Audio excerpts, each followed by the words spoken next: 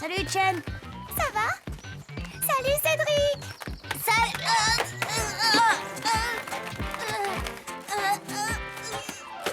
Aïe!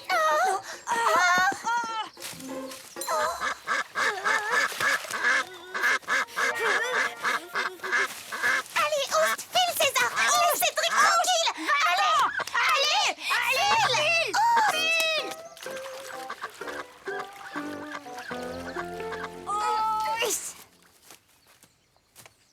Ça va, t'as rien? Si, j'ai un peu mal là. Oh. Retire ta gouttière, je vais regarder. Waouh! T'as vu comme elle était inquiète pour moi? C'est sûr, elle m'aime. Trop top ces vacances de Pâques! Tu vas quand même pas faire exprès de tomber tous les jours? Je vais me gêner, tiens. Allez, ciao, à demain au parc comme d'hab. Ah, Cédric, tu tombes bien. J'ai une bonne et une mauvaise nouvelle. La mauvaise, c'est que ta tante Julie s'est blessée au ski. Oh, et elle s'est fait mal? Non, non, rien de grave, je te rassure. Mais elle est plâtrée et doit rester quelques jours à l'hôpital. Et la bonne? Et comme son mari est en voyage d'affaires, elle ne peut pas s'occuper de ta cousine Yolande, qui était avec elle à la montagne. Elle nous a demandé si on pouvait la prendre pour le reste des vacances à la maison. Quoi? Hein? C'est ça que t'appelles une bonne nouvelle? Mais enfin, Cédric, je ne comprends pas. Tu devrais être content de voir ta cousine. En tout cas, elle est ravie de venir. Du moins, c'est ce qu'elle m'a dit au téléphone. Elle était même impatiente de te revoir. Alors ça m'étonnerait. Yeti, impatiente de me revoir, elle peut pas me sentir. Entre nous, c'est la guerre. Cédric, je t'ai déjà dit de ne pas appeler ta cousine Yeti. La guerre, la guerre. Eh oh, gamin, tu crois pas que t'exagères? Yeti. Je veux dire, Yolande, avec moi, c'est une vraie peste. C'est sûr, la gamine, des fois, elle a la dent dure. Même avec vous. Vous vous souvenez la dernière fois? À table! Rôti de veau et purée maison. Appétissant tout ça. C'est toi qui l'as cuisiné, Marie-Rose? Oh? Oui, pourquoi? Chez moi, ma maman, elle le fait pas comme ça. Elle le fait mieux. Chez nous, on ne mange pas n'importe quoi. C'est vrai, mais c'était il y a longtemps. Yolande a eu le temps de changer. De toute façon, il n'y a pas à discuter. Yolande viendra passer le restant des vacances à la maison. J'irai la chercher demain à la gare. Et tu as tout intérêt à bien te comporter avec elle. Compris? Allons, gamin, tu exagères. Et puis, ce n'est que pour quelques nuits. La nuit, ça arrive aussi qu'on fasse des cauchemars.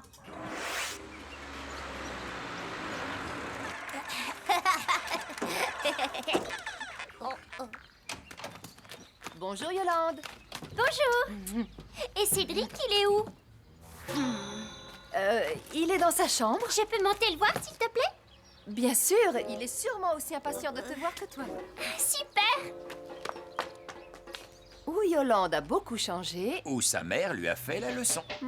Salut, le naze. Tiens, il est là aussi, l'autre Christian à lunettes. Bon, ben, je te laisse. À plus tard au parc. Bon courage, vieux. Alors, il paraît que je dois partager la chambre avec toi. Bah, dis donc, ça n'a pas l'air bien confortable, ce truc-là. Bah, t'y dormiras quand même. Je te préviens tout de suite, moi, je dors dans ton lit. Déjà, ta chambre, elle est ringarde, alors compte pas sur moi pour dormir là-dessus. Bon, d'accord. Mais moi, je te préviens, interdiction absolue de venir jouer au parc avec moi et mes copains. Tu fais encore des maquettes à ton âge. Ouais, et t'as pas intérêt à y toucher. Non! Cédric, arrête!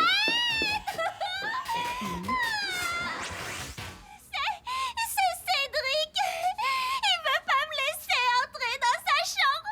Il dit que j'ai eu le droit de toucher à rien. Je veux ma maman. Cédric, descends immédiatement. J'ai rien fait, moi! Je t'ai dit de descendre. Alors? C'est elle! Elle a touché à ma maquette! C'est pas vrai. Je voulais juste la regarder. Menteuse! Tu l'as secouée exprès! Ça suffit. Cédric, tu as intérêt à te montrer un peu plus gentil avec ta cousine. Oh, toi! Cédric, Elle me fait des grimaces!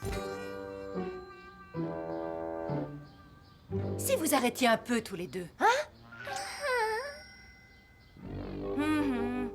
Génial! Et dis Cédric, et si on allait au parc, on pourrait jouer ensemble? Excellente idée. L'air vous fera le plus grand bien. T'avais promis de pas venir jouer avec nous au parc. Moi, j'ai rien promis du tout. Au fait, t'es toujours amoureux de ta chinoise? Ouais, et t'as pas intérêt à l'embêter. Oh, moi, ce que j'en dis, c'est pour toi. Parce que la pauvre chérie, elle a toujours l'air aussi tarte. La corde à sauter, à son âge. Alors là, je t'avais prévenu.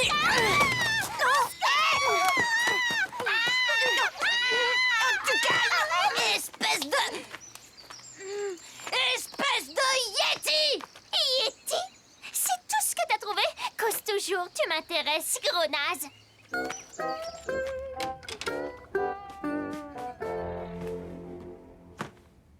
Quoi l'autre? T'as peur qu'on te la vole ou quoi, ta casquette de nul? Ça, une casquette de nul. Mon pauvre Cédric, décidément, tu comprends rien. Et les super tendances, c'est autre chose que ce que porte ta chinoise. C'est mon père qui l'a ramenée de New York, alors je voudrais pas que tu y touches.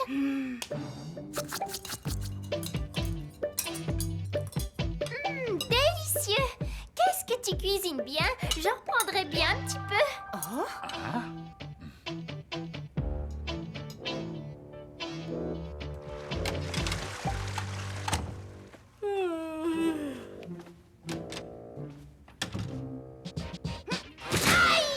Oh, mon pauvre Cédric, t'as vraiment pas de chance. Tu ne t'es pas fait mal au moins?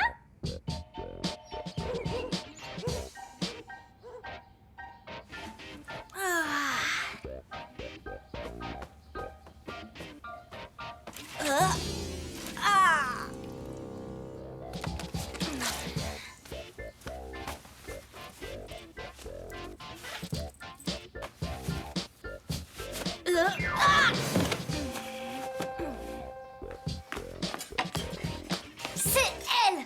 J'en suis sûre, elle l'a mis exprès dedans. N'importe quoi. Pourquoi j'aurais fait ça? C'est pas ma faute à moi si tu ranges pas tes affaires. Allons, Cédric, calme-toi. Ta cousine n'y est sûrement pour rien. Ça fait rien. Je suis sûre qu'aujourd'hui, on va bien s'amuser avec Cédric. Pas vrai? C'est vraiment pas juste. À chaque fois, c'est moi qui ai tort. Et elle se fait jamais prendre. Qu'est-ce que tu veux que je te dise, gamin? C'est pas comme ça que tu vas gagner contre elle. Les filles, ça a toujours été plus malin que les garçons. C'est pas vrai. Tu vois, toi aussi, tu prends sa défense maintenant. Mais non, gamin. Mais si tu veux avoir la paix, serre-toi un peu de ta caboche. Et puis, n'oublie pas, elle n'est là que pour quelques jours. Alors, le naze, c'est qui la plus forte? Si tu veux qu'on fasse la paix, écoute-moi bien. Tout d'abord, tu devras faire tout ce que je veux. Me préparer mon petit déjeuner, jouer à ce que j'ai envie, me laisser toucher à toutes tes affaires. Ah oui. Et si je refuse? Je peux toujours raconter des trucs sur toi à ta chinoise, comme par exemple que tu caches une photo d'elle dans ton tiroir. C'est pas comme ça que tu vas gagner contre elle. Serre-toi un peu de ta caboche. Ok, t'as gagné. Qu'est-ce que tu veux faire? Trop fastoche avec vous, les garçons. Bon, pour commencer tout à l'heure au parc, tu vas faire tout ce que je dis. Alors, c'est d'accord, Christian. On fait comme ça. Préviens Chen. Moi, je m'occupe du reste. Oh, la v'là, je raccroche à toutes. Ma pauvre petite, tu te fais encore des nattes. Ça fait au moins 2 ans que ça ne se fait plus. Et ça, c'est le top. C'est bon. J'ai réussi à éloigner César de son nid. Toi, hein, t'es trop petite. Tu peux y aller. Hé, Yolande, tu sais pourquoi les garçons, ils embêtent toujours les filles? Parce qu'ils sont bêtes, non? Non, c'est parce qu'ils aiment ça. Rends-moi ma casquette. Attrape-la si tu peux. Attrape. Hé, Yeti, ta casquette, t'as qu'à aller la chercher toi-même. Ça, tu vas le regretter, le naze.